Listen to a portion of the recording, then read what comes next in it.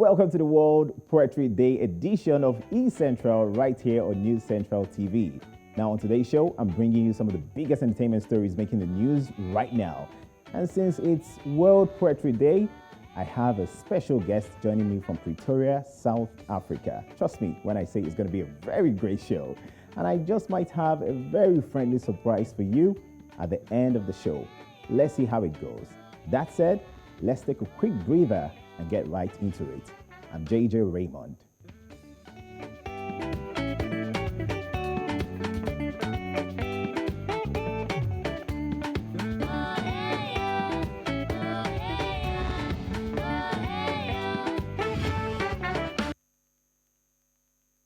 We start in South Africa, where it seems the new trend is for celebrities to settle any issues in the boxing ring. Two of the country's top rappers, Cassper Nyovest and AKA, may be heading into the ring pretty soon because some of the recent back and forth going on Twitter has been quite overwhelming for these guys. A fan asked Nyovest if there will be any fight or boxing match between both rappers, and Nyovest responded, that's AKA, doesn't have the balls to come see me in the ring. Explain, and he says, plain and simple, I would love to give him a hiding. The tweet, which trended, drew AK's attention, and he replied, your dad had a dream, remember? Well, Nyovest and AKA have not seen eye to eye for a long time now. In 2020, Nyovest challenged AKA to a boxing match and both almost got into a fight last year. Nyovest is not new to the ring as he exchanged blows with controversial South African YouTuber Slick Talk last December in a boxing match dubbed Fame vs. Clout. The 31-year-old rapper was declared winner via a technical knockout. The match attracted more than 35,000 views on his Facebook account. And we come to Nigeria, where Afrobeat singer Fireboy DML has secured a new Billboard honorary award for his achievements for the month of March. The singer crossed into the global scene with his hit song called Peru, which got even hotter and more successful after the remix with English singer Ed Sheeran. He has also collaborated with legendary Madonna herself.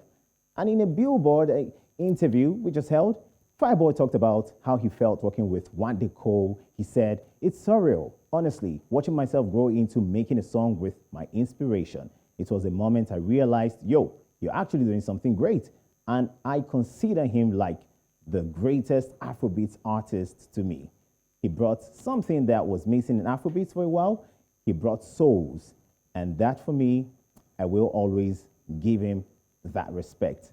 Peru's, in case you don't know, Fireboy's Peru has been certified gold in the UK, meaning that it's got over 400,000 units sold. And the singer took to his Twitter page to make this announcement in a post with the caption, Gold, Baby, followed by a UK flag. The most successful version of that song features Ed Sheeran. Talking about the English Grammy-winning singer who has been hitting milestones, and that song too has been topping charts, amassing over 100 million views on music streaming platform Spotify, even 42 million views, and maybe even more, even on YouTube. And the song is still on number 57 on Apple Music Top 100 charts in Nigeria. And talking about some big event coming up, the nominees for the 8th Africa Viewers' Choice Award. I repeat, 8th Africa Magic Viewers' Choice Awards, that's the AMVCAs, are finally out. And a whole lot of nominations have been disclosed. And hey, we all know right now that nominations were announced by Nollywood actors Adeswa Etomi and Daniel Etim Effiong via a live broadcast where nominations for the 33 categories were read out. What really stood out from the nominations were the two new categories announced. They are Best Online Creator and Best Short Film Online. For the Best online category creator, the nominees are Mr. Macaroni, T. Kuro, Bukumi, Adega Ilori, Augusta Binus, Jacqueline, Sowari, Edem Vector, and even Elozona.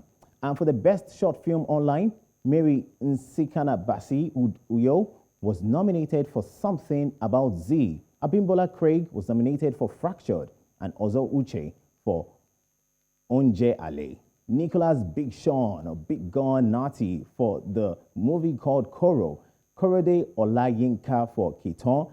Sandra Tete for Dices. And finally, Taiwo Ogunimo for I Am the Prostitute Mama Described. From the announcements made, topping the list of nominations was Amina with 12 nominations in major categories, including Best Overall Movie. Funke Akindele's Omogeto the Saga had 9 nominations, while Ramsey Noah's Rattlesnake the Ahana Story scooped 10 nominations. This year's MVCAs is scheduled to hold 8 days, which will precede the main event on May 14, 2022. Now, let's take a quick break right here. And I told you I have a special guest today on East Central. When I return, you're going to see my guest and we're going to talk and have fun. News Central TV, Africa's #1 storyteller, has come with the best of both worlds. With a combination of news app and live TV, we ensure that you keep track of the latest headlines, breaking news, and in-depth analysis from professional journalists from around the continent. Download the News Central TV app on Android and iOS and get started today. Don't forget to follow us on News Central's social media platforms. News Central, Africa First. And if you're just joining us, you've been on East Central. Well, we've been right here talking entertainment from all around the world. And my guest today is a South African poet and performer who is joining me from Pretoria, South Africa. I'm talking about Busiswe Mathangu. Sambonani Busiswe. How you doing? Before I get into this journey, your journey as a poet, tell us how you're celebrating World Poetry Day in Pretoria, aside from talking with us. This weekend has been filled with so many performances for me. So we got to shoot some documentary in the works, and we also got to have a poetry reading with a Swedish poet who's visiting, Sarah Harip. And yesterday we had a intimate session at the Union buildings, in a park in the lawns. So it's been a very fun weekend. Today, what I've been doing, to be honest, I've just been binge watching Netflix and sleeping the whole day. So I haven't done much poetry world celebration until right now. Absolutely interested. And when it comes to, art generally, some say they got into it by accident, while others say they were made for this. What is it for you? Which of it is it for you? How did you get into poetry? For me, I also got into it by accident. Well, not the poetry itself, but doing this full time, I definitely got into it by accident because I've been studying electrical engineering. Then I got excluded and kicked out of university, and I found my way back to poetry. I used to write poetry in high school. So I was like, let me do this thing. Let's see how it goes. And I'm here. And trust me, you're not doing any close to being badly. Absolutely, man. I've gone through your profile. I also know that you've got a book, but we're going to talk about that quickly. But yes. Then poetry as an art form is very expensive or very expressive, I would say. What genre of this art are you most drawn to? I think not a genre itself, but I love to tell stories through my poetry. I use poetry as a vehicle to carry the stories that I want to tell. These are stories of my people. These are my stories, how I see the world and how I observe what's happening around me. So poetry has really been an art form that has opened the world for me. As I've also been in Nigeria in 2019, it's so nice to come back virtually this time to join in on the conversation and the celebrations for poetry that side. And let's talk about ourselves as Africans. Many of our societies have long traditions of oral history. Poets are in many ways the modern day griot. Do you think we appreciate poetry enough right here in Africa? We definitely need to do better. In the traditional setting, I think we really do. We still use poetry as a very important element in our traditions and culture. We welcome each other by saying our clan names. We introduce ourselves by saying clan names. It's such a very respected art form. And in the world of art as an industry, I think we really need to do better for poetry. We need to see poetry all over the place. And in what ways do you suggest that we promote poetry here in Africa? I think making art, poetry easily accessible, making it easy for a young girl or a young boy who is still in school to decide and say, I want to be a writer, I want to be a poet. Like making it easy for poetry to be part of the career options that young kids have. Now, I think in that way, that will mean that poetry has also established itself as a functional industry in the space in such a way that poets can live off their art, they can survive off their work, and that will also mean that poetry is recognized as a valuable art in the society. So I like to see poetry more as an option that, oh, I'm in grade 12, what am I doing next year? I wanna be a writer, I wanna be a poet. I like to see that world. And talking about you being a writer, I know you don't express yourself through poetry alone. You have a book. It's called Surviving Loss. Could you tell us a bit about that? So I have a book. It's titled Surviving Loss. And the book has also been adapted into a theater play, which was part of the incubator program here at South African State Theater. So this is a poetry collection.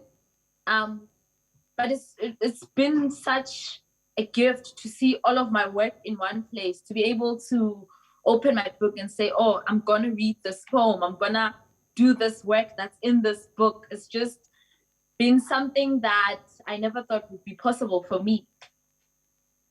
And trust me, before I let you go, I mean, it's going to be a huge privilege having you drop something, a very short piece for us, today being World Poetry Day. Mrs. Siwe, would you do that? Yes, definitely. I would like to perform this poem called Process. This is a poem that I perform mostly to hold space. It's been a very difficult time for many people, for so many things that are happening around the world, including the pandemic. So I'll just like to hold the space through this poem. And this is how it goes. You are collecting yourself from old things that are fading, age behind dust. You are looking for yourself in all the roads you built with your feet.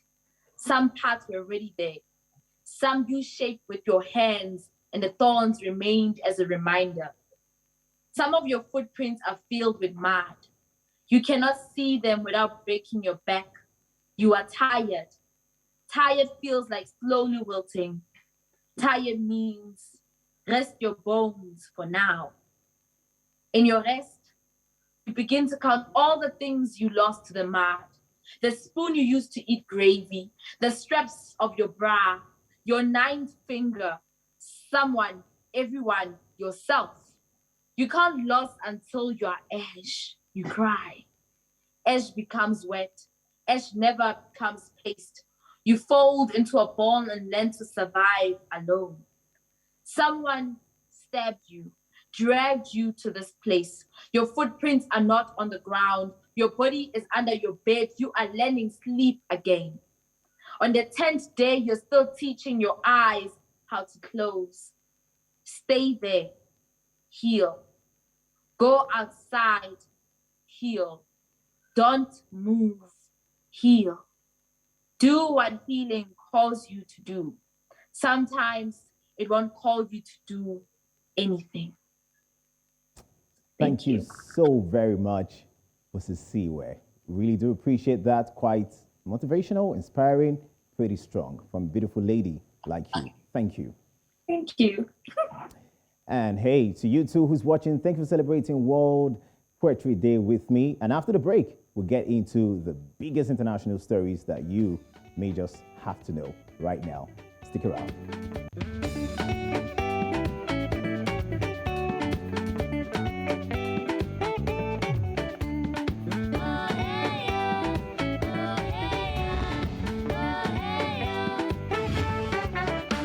this is East Central, and it's simply all about entertainment. Now, let's get back to more just right now. Following news that Kanye West's upcoming Grammy performance has been cancelled, comedian Trevor, who West took a swipe at, has responded with a post on Twitter saying, I said counsel Kanye, not cancel Kanye. Oh, yeah.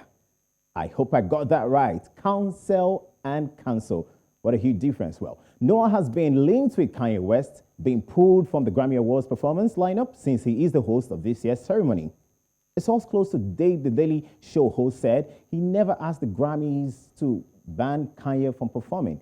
He was not offended by Kanye's Instagram post, and Trevor responded on Instagram. The notion that Trevor or his team asked the Grammys to ban Kanye is ridiculous. Yeah, as he wants to be addressed by right now, is nominated for 5 Grammy Awards. Well, a war of words broke out after Noah addressed the situation between West and his now ex-wife, being Kim Kardashian, as it played out on social media. Noah shared his mother's experience with an abusive ex who later shot her in the head. He used this platform to raise awareness of the harassment and bullying Kim Kardashian had undergone from her ex, being Kanye West, on social media. Kanye West was banned from Instagram last week for 24 hours after he used a racial slur against Noah. The suspension came because he violated the community guidelines on hate speech, bullying, and harassment. And now, if you're a fan of reggaeton music genre, this is definitely news that might shock you a bit.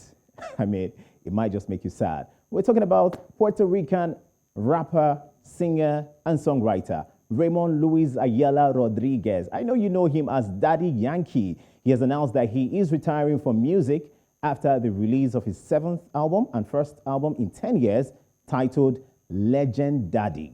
In a press release, the 45-year-old said, I'm announcing my retirement from music by giving you my best production and my best concert tour. I will say goodbye celebrating these 32 years of experience with this new collector's item, the album Legend Daddy. I'm going to give you all the styles that have defined me in one single album. And trust me, I can't wait to just have a feel of that album. And talking about Daddy Yankee, he's credited for having coined the word reggaeton in 1994 to describe the new music genre that merged the Puerto Rico fusing together American hip-hop, Latin Caribbean music, and Jamaican reggae rhythms with Spanish rapping and singing. His career exploded in 2004 after that breakthrough song entitled Gasolina. And so far, he's had 6 number ones on the top Latin albums chart since starting his career, and with that 2004 album called Barrio Fino, which was the first ever reggaeton album to hit that spot. Barrio Fino also made history when it became the top-selling Latin music album of the decade between 2000 and 2009. Daddy Yankee's 2017 collaboration with Latin pop singer Luis Fonsi, the hit song called Despacito, became the very first Spanish language song to hit number 1 on the Billboard Hot 100 since Andre Ruiz's Maserena in 1996. Yeah, fantastic song. Daddy Yankee has also won 184 awards from 484 nominations, including 5 Latin Grammy Awards, and is known as the king of reggaeton and often cited as an influence by other Latin urban performers. And we go to the UK, perhaps Europe generally, where Ed Sheeran, Camilo Cabello, Emily Sunday, Gregory Porter, and Snow Patrol are all on the lineup to play at next week's concert for Ukraine. Organizers say more performers will be announced in the coming days. Camila Cabello said her heart was breaking for the people of Ukraine, adding that we all have a responsibility to help. Cabello added, one of the biggest needs is to get funds to organizations who can serve these communities directly, so we are focusing our efforts on doing that as quickly as we can. And in a statement, Emily Sunday said, I will be singing to try to help every human being forced to flee their home and in solidarity with those being racially discriminated against within the humanitarian crisis.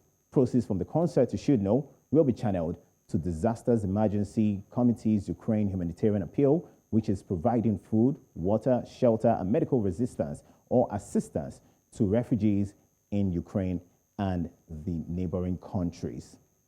Well, as I started this show, I told you that I have a pleasant surprise for you. Well, I'm going to give you a piece of my poem, which I wrote in commemoration of World Poetry Day. And here it is.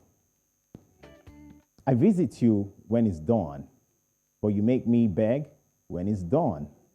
You call me on a weekend, but when I call you for a weekend, you cut me off saying, that boy is a weekend. I break my back, I scrub and toy, but you want more round of unpaid moaning. No, wait, for lack of better words, unpaid groaning. Good girl know the pill. I hope that you know that. No doubt I know that. That's why I chose the arc to arc my back in submission to the process. 9 to 5 I work, yet you want me 72 degrees to knock.